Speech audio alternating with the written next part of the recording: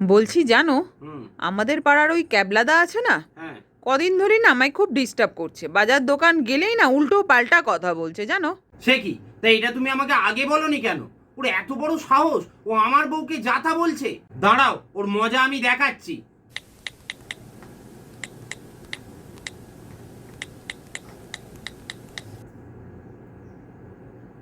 কে ক্যাবলা?